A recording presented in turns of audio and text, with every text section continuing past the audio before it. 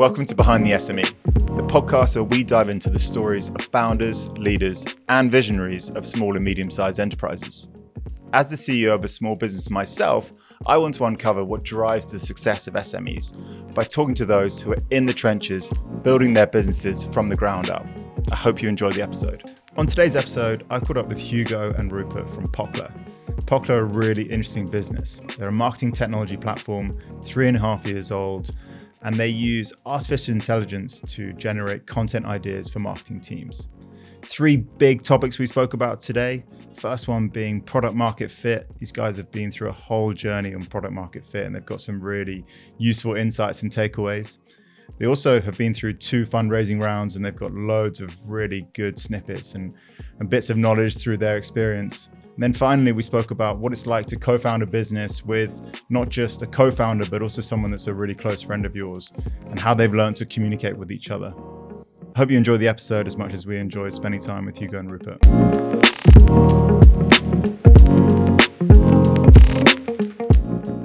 Guys, thanks so much for joining me.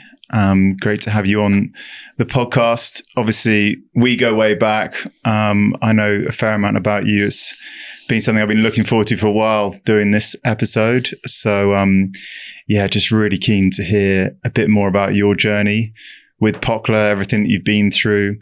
Obviously, we caught up last week. I gave you, an exam question which said, let's try and boil 3.5 years worth of startup journey down into 4 big lessons, learnings. I think, we might expand from that. We might go down different routes. But I'd love to hear, where your mind first went to when I asked you that question.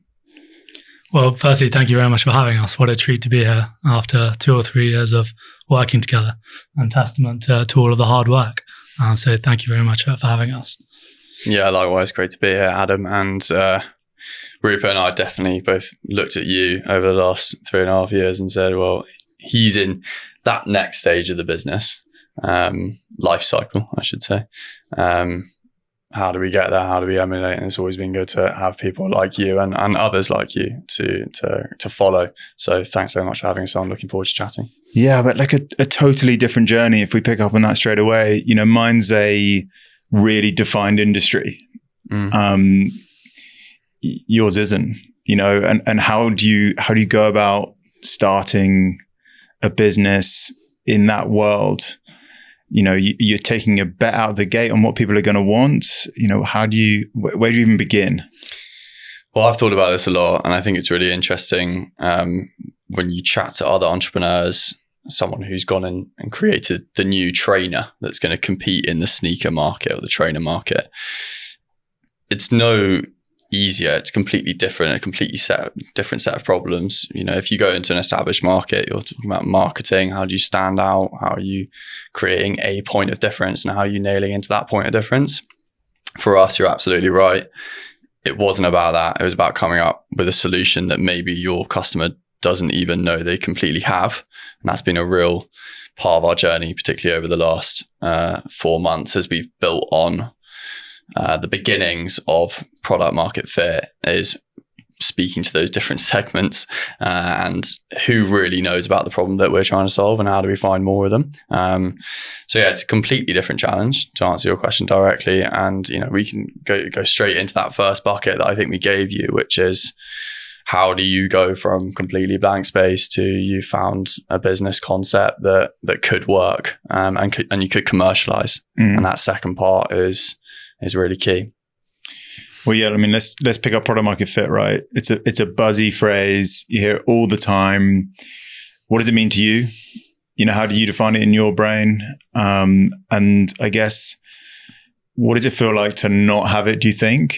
And then what does it feel like to move closer to it, or maybe even get it? Well, I think just to step back for a second, I think one of the problems in the space is so much of the kind of startup rhetoric is so misleading about the journey for getting there. I think it's fair to say if we had our time again, we probably would have started out with a piece of paper and a pen, gotten nowhere near fundraising, and stepped ourselves into the market and said, what's your biggest problem? What's your biggest problem? So to answer your second question there, what does it not look like? Hugo and I spent about a year fundraising, building a product and getting so close to selling it. Final stage pitches, thinking this is a cool product. And I think the missing piece of that jigsaw puzzle there was customers will buy, so we think, the solution to the number one problem they have in their lives at that very one moment. What were we trying to do?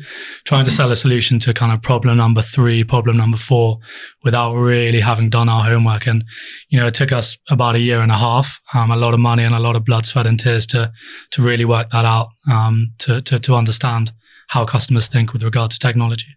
Yeah. So how do you go about finding that answer? What are you doing? What's been the penny drop?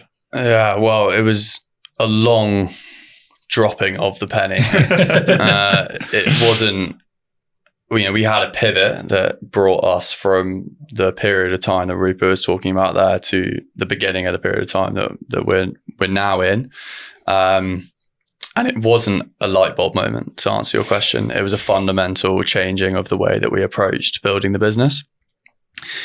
A lot of hard internal conversations, a lot of conversations between Rupert and I that, reasonably painful to have, i.e. the money we've spent so far, the effort we've put in so far ultimately has not led to anything material or something that we can continue with. And that's really the first step. If you're a business owner or wanting to start a business and you haven't engaged yet, great. And you're listening to this, you can kind of not do that period. But for us, that was the first thing we needed to do, which is to realize that we were going down the wrong path.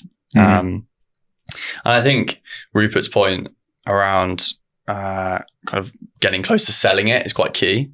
And it kind of sets up the approach as well, is that every business buyer particularly, and I'll keep our sort of learnings at this point just to selling to businesses, because we've not sold to consumers, and I wouldn't want to, and I can't claim to really understand that fully. But any business buyer, it has a certain amount of things that they're doing in their day. And the easiest way of understanding that is that you can split that day into spend 60% of their time doing X activity. That might be doing sales calls. Might spend 30% of their time doing admin and 10% of their time leading their juniors. The number one kind of task for us was to understand that breakdown of activity before we could even speak about the problems that our customer was facing. It's understanding what is your customer spending their time on. It's a really good way of just at least giving yourself a soft understanding of what they're going to care about principally. But if there's a dominant activity in there, great. You don't have to start a business associated with the dominant activity of your customer, but it's a good place to start. So if you're asking your customer the open-ended question, how are you spending your time? And that was the way that we were running our discovery calls. That first question, tell me about your day. It's the sort of thing you usually ask someone in a pub, but for us, we were running our discovery calls by starting with that question. 80% of their time is being spent creating content. And that was just a really nice way of us going, okay, so that's your dominant activity. That's what you're going to fundamentally care about the most. And then Rupert's already mentioned this, but it's probably the most important question for an SME founder, in our opinion, which is asking your customer, what is the number one challenge you face with that activity? Yeah. Bearing in mind at this point, you've probably got a pretty good idea of the problem that you want to solve. You've maybe felt that problem before. You have asked someone else and they've said that they felt that problem, but you don't know where it ranks. So that question, I can't stress it enough, is so important. What's the number one challenge you face with that activity that we've established you're spending 80% of your time on? And how do you ask those questions, knowing that you've given loads and loads and loads of thought to what the answer could look like? How do you answer those questions without leading them towards where you want them to be? That must be really hard. It's a great question, and it's all about the context. So what we used to do is tell them absolutely nothing about our product or business or anything whatsoever about, other than, please may we have 30 minutes of your time. We then explain why we could tell them nothing about what we were talking about. And then we would go straight into questions to do with their day jobs. It's worth mentioning on the point Hugo has just made, however many times you ask a customer what their biggest problem is, it's very, very rare that they will tell you actually what their biggest problem is. They'll tell you what they're spending the majority of their time doing without thinking about the problems that sit just to the left or just to the right or whatever that may be. So without getting into kind of too much detail about what we actually do, we generate content ideas. All of our customers will tell us their biggest problem is, creating the content itself. Our belief was, okay, well, then if they're creating the content, where are those ideas coming from? But, to your point, if you go in and say, well, hang on, how much time are you spending generating ideas? Immediately you've ruined your test because you're leading them in a direction, which makes that call completely useless. So, to answer your question, how do you set up that call and run it usefully? By talking about your product for maybe 1 or 2% of the call at the end and spending 98, 99% of the call talking about them, talking about their daily lives, talking about, what keeps them awake at night. Yeah. Okay. And then that 1 or 2%, what are you looking for? You give them, I guess, a headline of if something existed like X that solved for Y, how would that be useful? You then just kind of waiting for the answer. How do you read the room on that one? I think you can't, when it comes to scoping out the solution to the problem that you identify during those discovery calls, I think you've got to do it in a fairer way, which is build something, put it in front of an audience cold that matches the person you're speaking to, interrupt them in their online journey, send them a cold email, use the messaging that you think is going to work, and see what the data says. A key part about interviewing your customer is that they're humans. They're going to want to make you feel like, everyone loves supporting entrepreneurs. Everyone wants to inspire an entrepreneur to keep going. And actually it can be really unhealthy in the early days. Particularly if you're a person thinking about starting a business, you'll likely speak to your family, you'll likely speak to your friends, you might speak to a colleague that you're thinking about breaking out with. And it can be a bit of an echo chamber. You might say, it is really annoying, we have to deal with that problem. Why don't we go and build a solution to that problem? You haven't really thought about the fact that it's probably the 5th most important problem that you face. And the fact that the solution doesn't exist to it is not because nobody hasn't thought of it. It's because it's not commercializable. Yeah, I see the dilemma, and I reckon a lot of people will resonate with this because there's a rhetoric that starting a business is quite hard work. And a lot of people are going to say no and no and no. And you're going to put it in front of customers and they're going to say, that's not what I'm after. That wouldn't solve any of my problems. And there's this dilemma of, well, do I persevere? Society in the entrepreneurial world says I should persevere, or do you listen? How do you pick up the cues that you're heading towards product market fit? I think it's such an interesting point that it wasn't penny drop for you, that it was a gradual journey toward it. And we're sat here today talking about it. The journey's not over, right? It's going to continue, but what cues are you looking for, do you think? It's so true that equation of, people get told it, you'll get told no. Actually, what that equation is yes to a call. Yes, this is interesting. Yes, I'll have another call. Yes. And then, would you like to part ways with your money? No.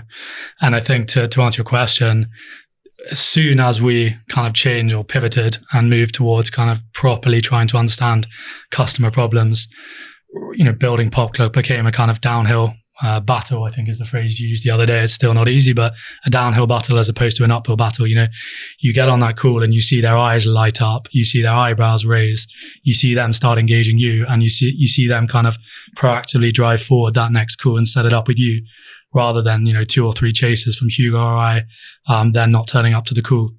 And so I think really it's a feeling and it's an ease of the way in which things are progressing, that people want to come to you and people want to kind of start engaging with what you're building, rather than, as you say, people are generous with entrepreneurs and they want to give you your time. I think that is the most dangerous combination you can possibly have, as being a kind of relatively competent salesperson, being able to get on a call, being able to persuade someone of something. You should not be spending those calls trying to persuade anyone of anything. Rather, it's, as you said before we started this, active listening and even active watching. We used to watch their facial expressions using kind of AI recorders to really understand what they were thinking. And then it's, aggregating that data, trying to get 50, 75 of those sessions together and start looking for leading indicators saying, okay, well, 30 or 40 people have said this, or businesses have said this. Of all the ones that have said X?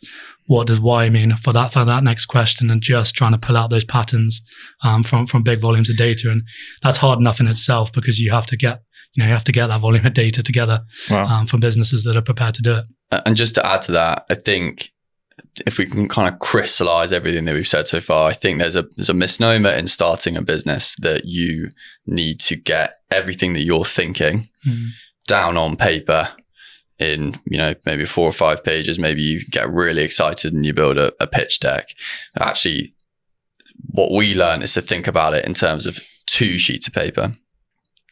And they don't have a lot of information on them, but they have very important information on them. The first is your hypotheses about your business, which is the problem, the solution, your customer, exactly who they are, and the offer. What are they going to say yes to? And that really doesn't need to be any more than 2 bullet points under each of those headers. And I speak to people who are thinking starting businesses the whole time, and they just can't understand that it needs to be that little information, but it does need to be that. And then the second is, how are you going to test those hypotheses objectively?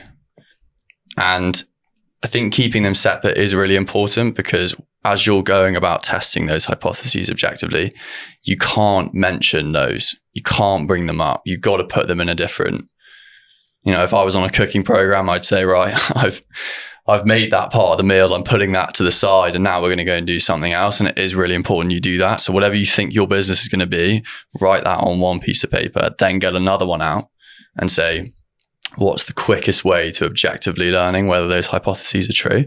And we've mentioned some of the stuff that's on that second piece of paper, but it's about, simple questions, simple things that you're going to say at the start of a discovery call with a customer, which is, really sorry, we're not going to tell you, why we're here, really. We just want you to answer these questions with the first thing that comes to the top of your mind.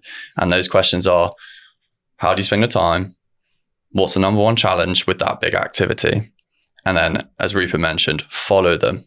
If they start talking about, how difficult it is to communicate with their boss, ask them more questions about that, follow that. You don't need huge amounts of information on that second piece of paper. You just need to practice those objective discovery calls. And as soon as we made that switch to those sheets of paper, uphill battle, downhill battle it's night and day, chalk and cheese. It goes from grinding out to, wow, the signals of momentum coming back from the market to us. And they're often very small, and they're often just the odd call that goes really, exactly how we thought it was going to go. But goodness me, does that propel you to keep going? Yeah. I mean, so much interesting content in here. Bits I'm taking away, the sheer number of discovery calls it sounds like you've done. The fact that you're going to the level of detail that you are reading body language from people, and that you've tried to make a really complex subject simple by putting it on 2 pieces of paper. And we all know it's easy to make a complex subject complicated. Actually simplifying it is the work of a genius, they say, but we won't go so far just yet. We're early days. You picked up on something that I really want to ask a little bit more about, Rupert. You said you can start a business with a pen and paper, and you wish you had. You've just completed your second raise. Congratulations. Thank you very much. I've heard this one was a lot easier, a downhill battle. So yeah, massive. Might have to edit that bit. Massively well done on that. Let's talk about raising as a topic, right? There's going to be people listening that have been through it, want to go through it, considering going through a raise. You have 2020 vision, benefit of hindsight. Knowing now what you know, what would you have done differently? When would you have done your first raise? And then once we've talked about that, I really want to talk about the decisions made to go through a raise. What happens next? What do you do? Yeah, so, excuse me, a lot to unpack there, but just to kind of really explain that comment, to sort of take you back from the start to the start. We took a whole fundraise, hired an in-house tech team, and built, a lot of products, and spent a lot of time on calls trying to commercialize that product before we worked out that we didn't need any of those things. We just needed to start speaking to customers.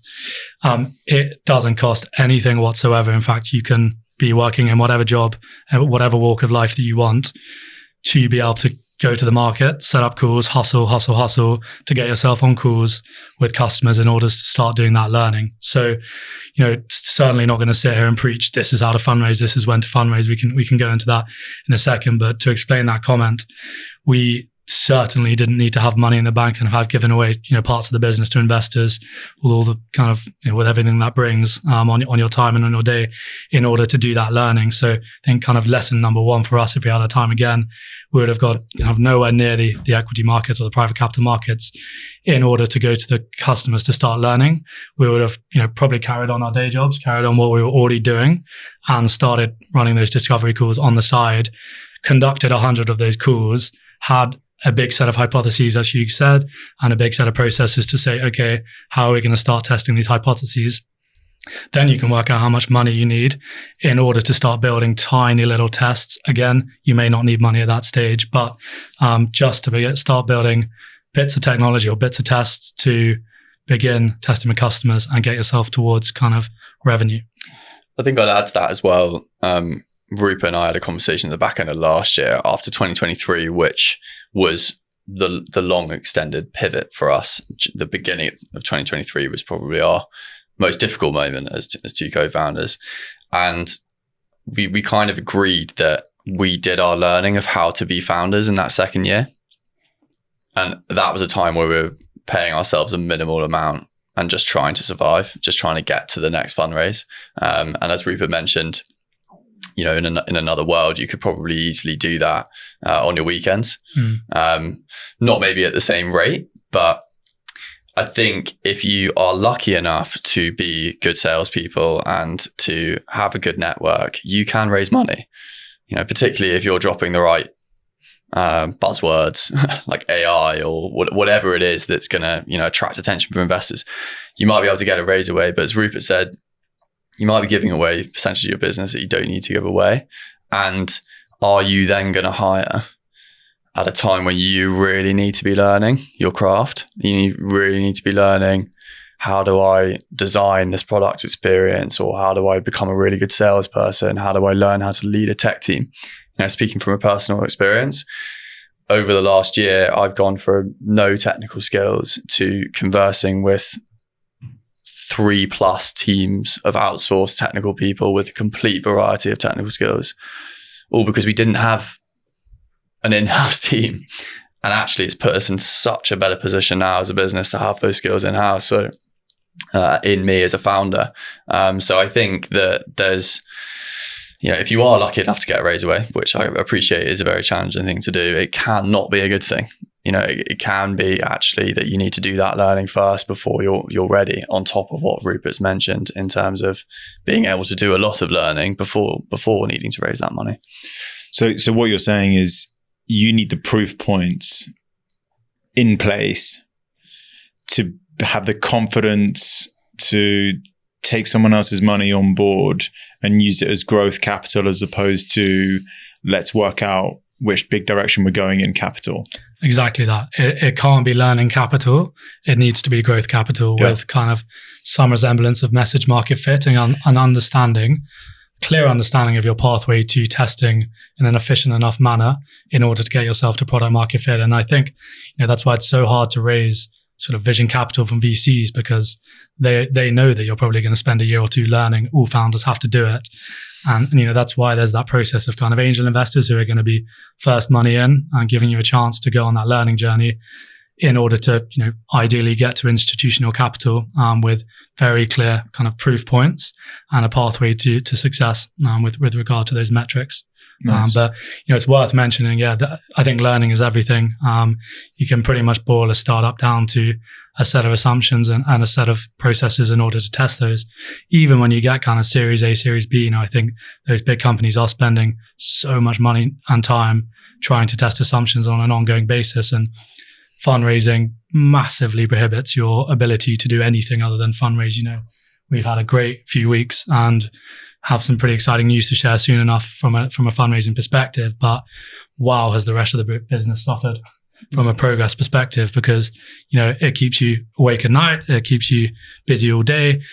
when you're not speaking to them, you're thinking about, what they're going to say back to you. You're thinking about your next pitch. And it's so kind of time and energy sapping that, that there's a reason that it's an exciting journey. But the first question, I think it's something you actually said to me 3 or 4 years ago. Do you need to fundraise? Or, prove to me that you need to fundraise, or can you hang on to the entirety of this business and learn quickly enough without, going on that exciting but wearing journey?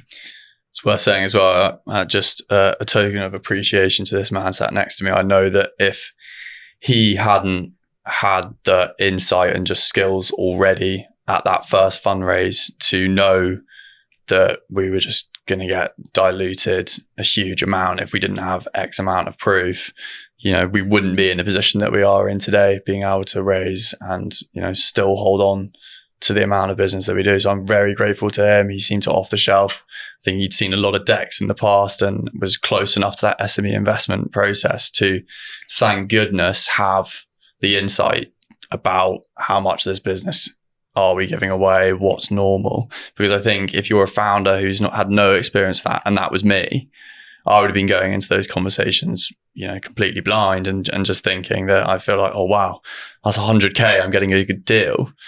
But you're really harming your chances of success in the future. And that's not just personal success, but that's investability of the business in the future as well. So grateful to him for that. So let's just simplify that for those that are kind of new to this world.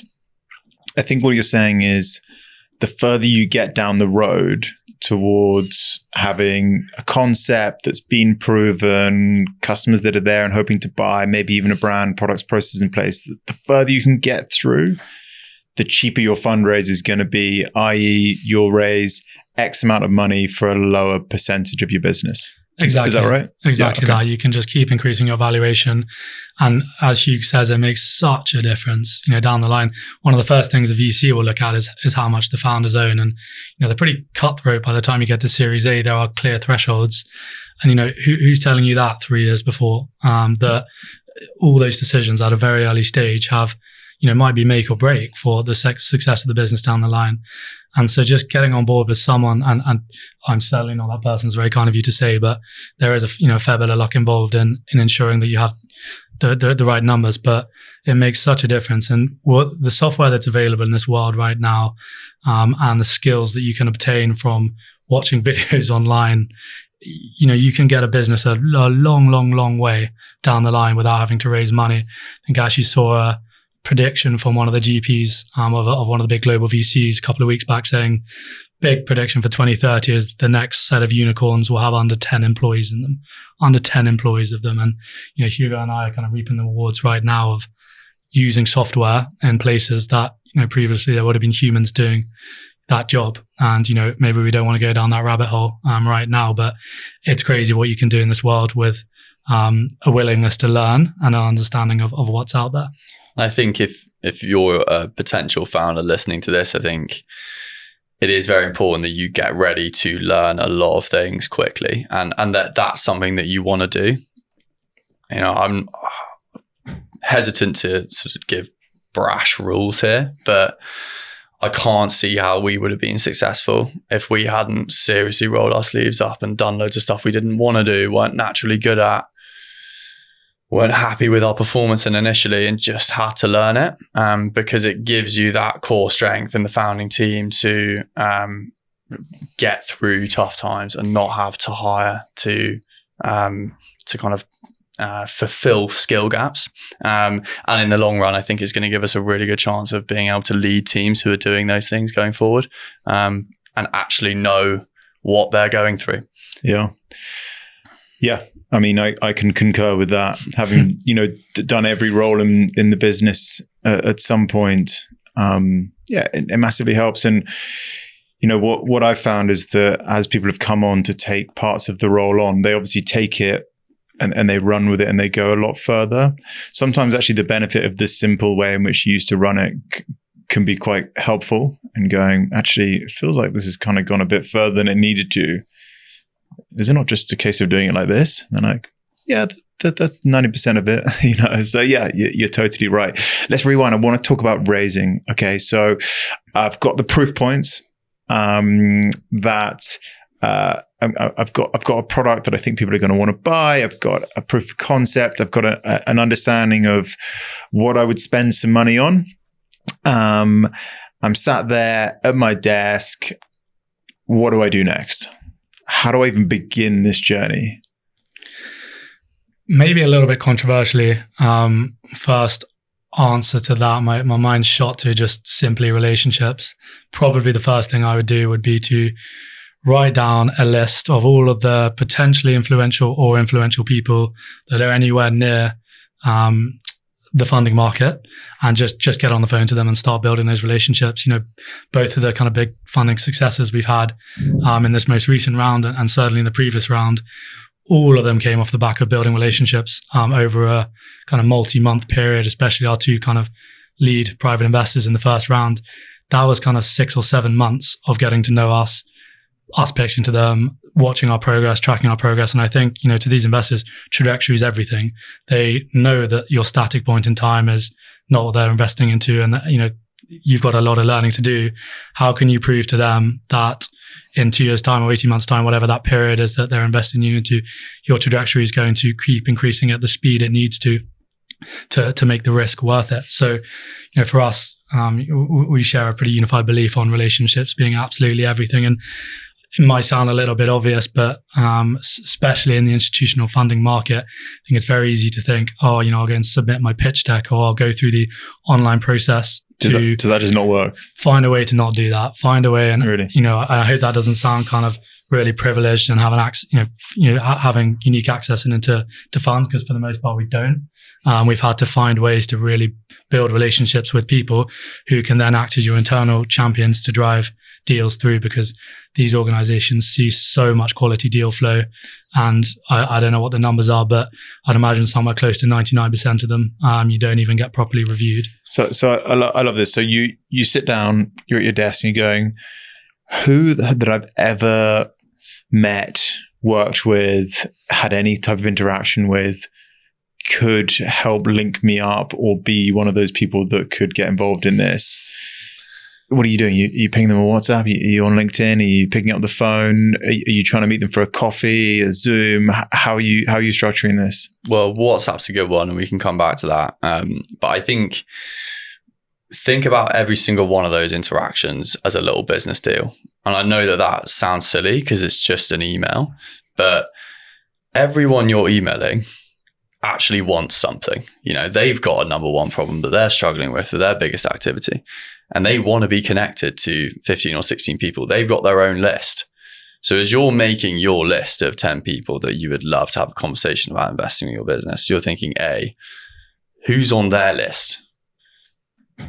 What conversations do they really want to be having right now? And then how can I get as close as possible to that? And again, shout out to Rupert. He's been brilliant at this from the start, is always thinking about, okay, I actually know this other person who the target person A would be really interested in having a conversation with. And it just turns your email from, hello, I'm another founder who really needs help, to, wow, this person's actually looking to drive me value.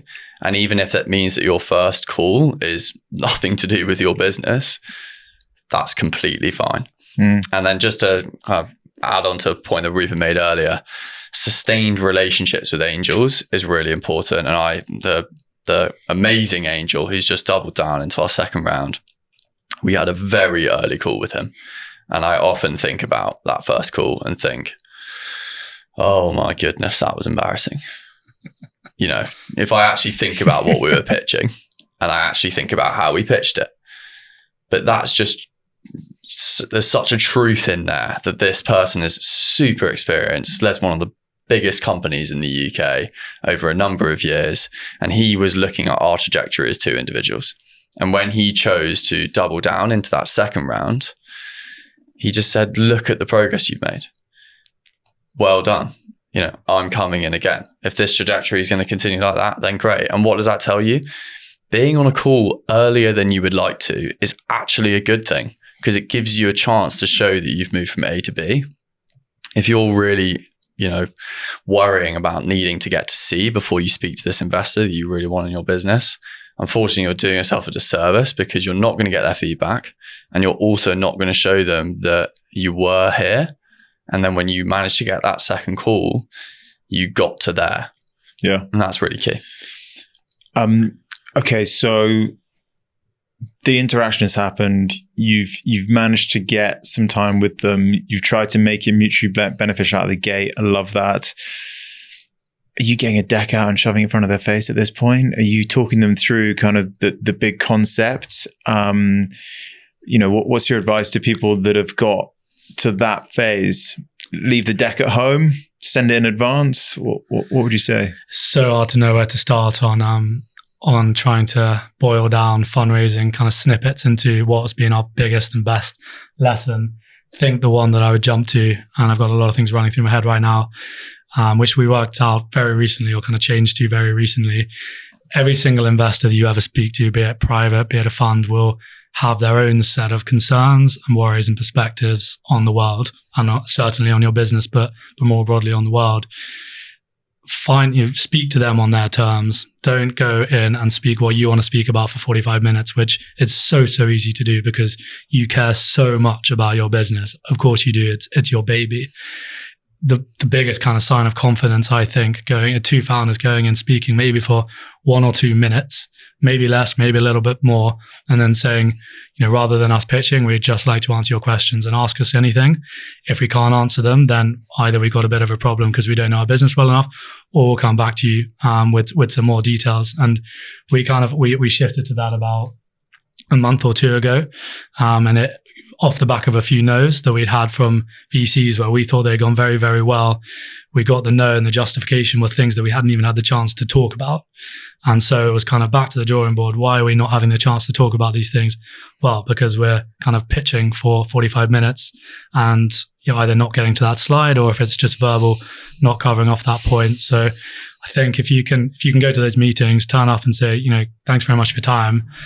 Please make sure that we answer all of your questions. We're more than happy to spend 45 minutes talking about just your questions and not even talking about our business. That's 45 minutes kind of well spent as far as I'm concerned. Wow. I imagine that approach to most of them is quite refreshing. I think so. I mean, I've never been on any VC pitches that aren't my own. Of course. But it is a real sign of confidence, I think, to them to just go, you can ask us anything you want and we will give you the answer. It shows that you've been there before. It shows that you've thought about everything. It shows, if you've got a problem with defensibility, if you've got a problem with if you've got a problem with our big vision, ask us about it. Yeah, let's get into it. Yeah, we'll go for it. Let's find the potential issues. Yeah. And on decks, I think that if you can do it verbally, again, massive sign of strength. Yeah. And have the deck as backup. Yeah. I mean, if you haven't got a conceptual business like ours where there's something to understand, which is the case with ours, then definitely, if you can, great. If you need a visual to bring it to life, great. But that's very different to having, our decks have gone through so many iterations, and again, it's one where occasionally I'm in our Google Drive and I see one of the ones that's got, 2021 next to it or 2020 next to it. And I just think, I'm not even going to open that. I'm going to feel ill. I'll have to go to the medicine drawer and try and not feel less ill having looked at that deck. But the key learning for me, having done a lot of them, is a little bit like 2-sheet of paper thing again, is we know what messages you want to get across. That is not the same as the best way to communicate them. And our decks have gone from 3 pillars of bullet point, bullet point, bullet point, because those are the 3 things that I want to cover off on the slide, to one impactful image with a quote. And then we'll have to cover the 3 bullet points verbally. And there's a real difference that it took us a long time to work out between a slide that has the information that you need to communicate on and actually the single best optimized, tested way of landing that message. Very different. That's awesome. I'll build on that a little bit. This man is an absolute master storyteller.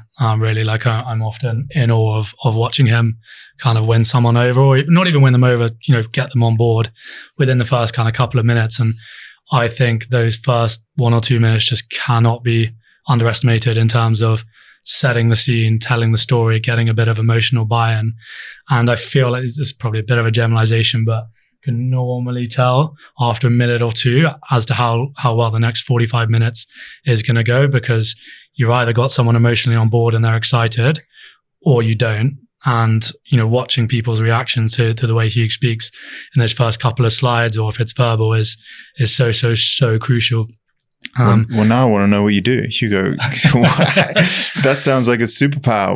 What? How does that work? What do you do there? I wonder if it's better I answer that question.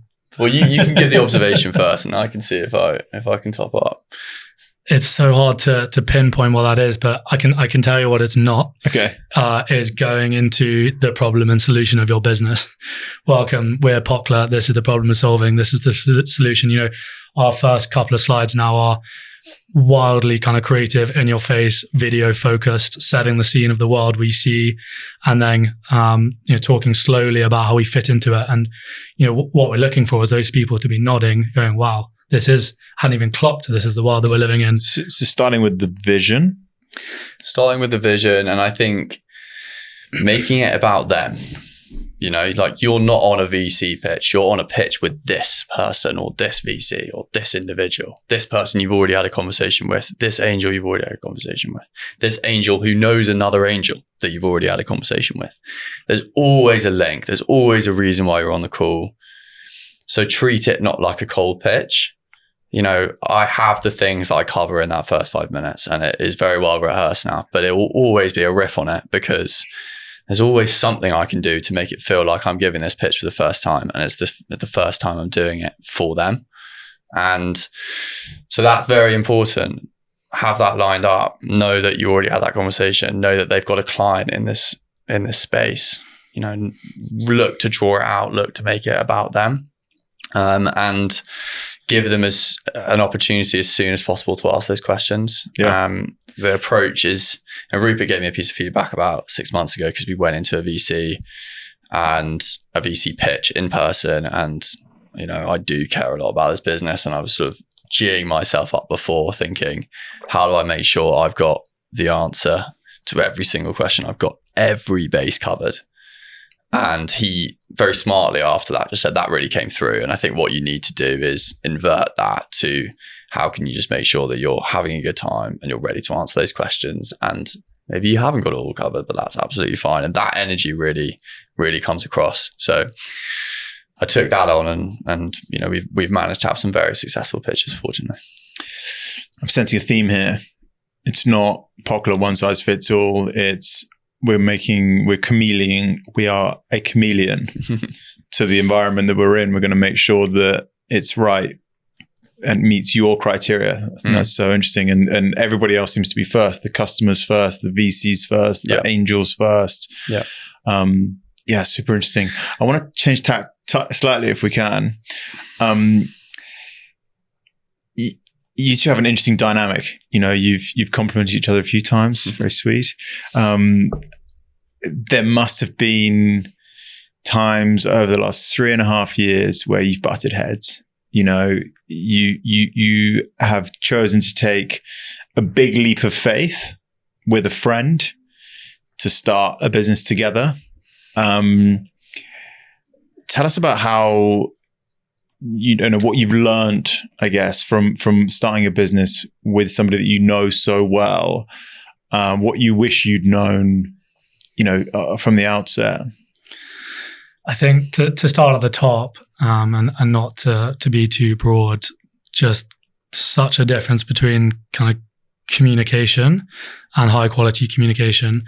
Hugo and I kind of from the off set out, before we even set off to start a business, we set out to just go on a learning journey together, and said the success of the business will be down to the speed with which we can learn together. And clearly a key input to that is communication. We come together every Friday pretty much without fail, and we've tried all kinds of different structures for our Friday meeting, from purely feed forward based to tell me the 5 things that you're really annoying me about you this week, of which there are obviously a lot. We spend 8 hours, 9 hours a day together on calls or in the office. And as soon as the quality of those Friday meetings decreased, the quality of our communication decreased, and I watch my wording, but the issues build up.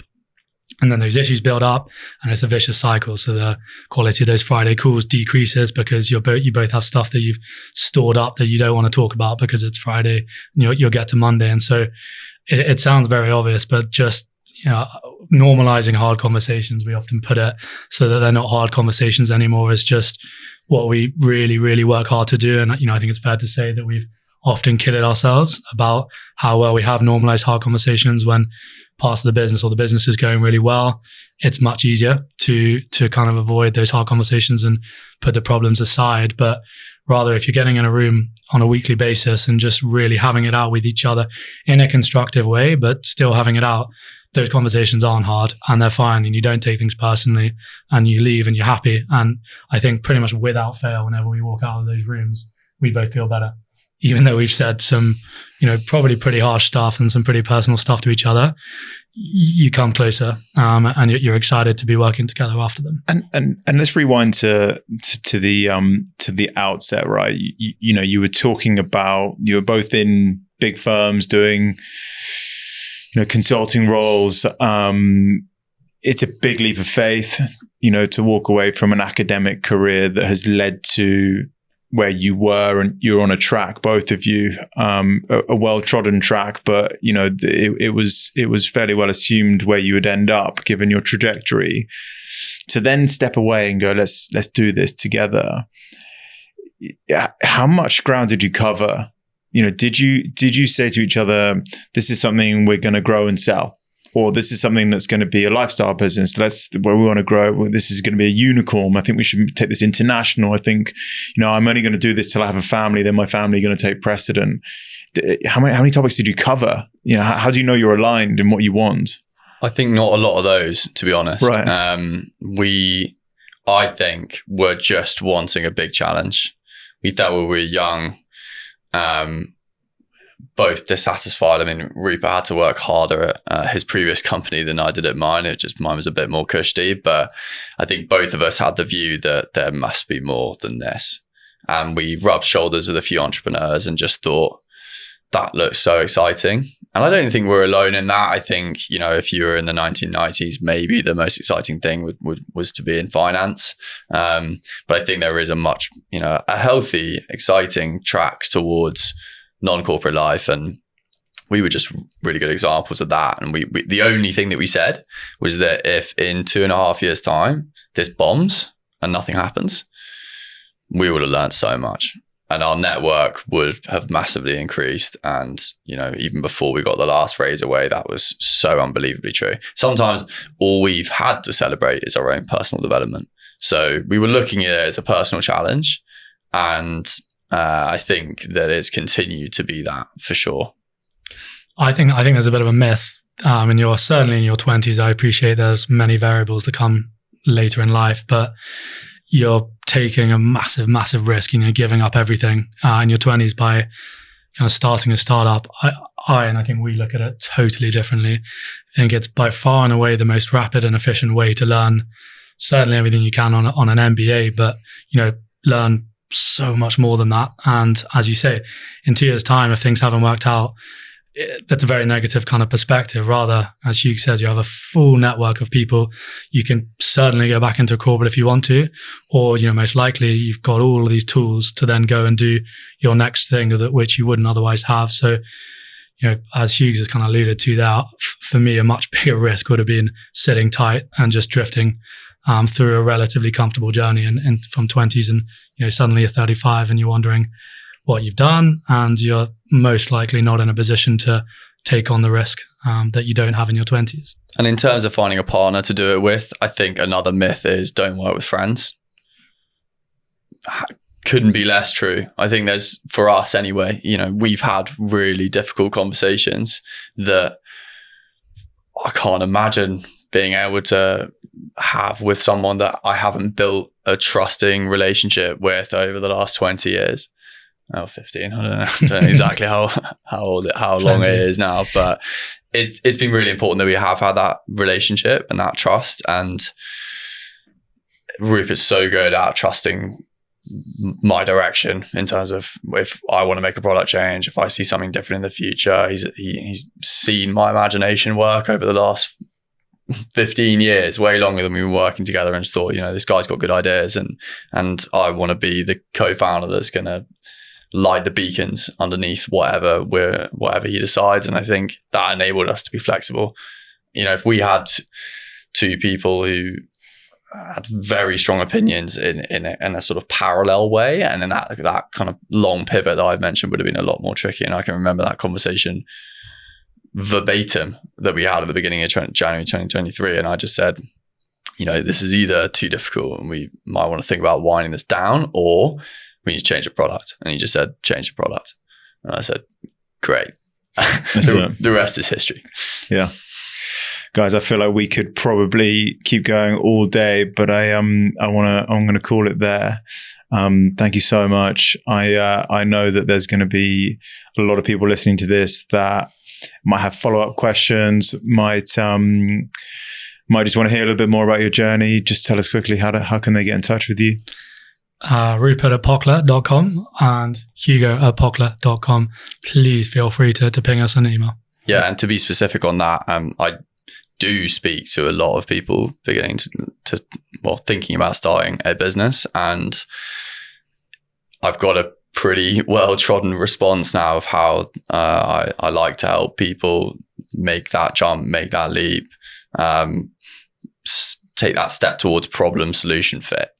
Like start on the right path, make sure you're starting on a downhill battle, not an uphill battle. So I have documents, I have processes, I have time in my calendar to be able to offer out help to anyone who needs it. And that's kind of, look, we've all benefited from the kindness of people that have been there before us. So yeah, super generous to be able to offer that up. And like I said, thank you guys so much for joining us. Thank you for having us. It's been great. Thank you, Alan.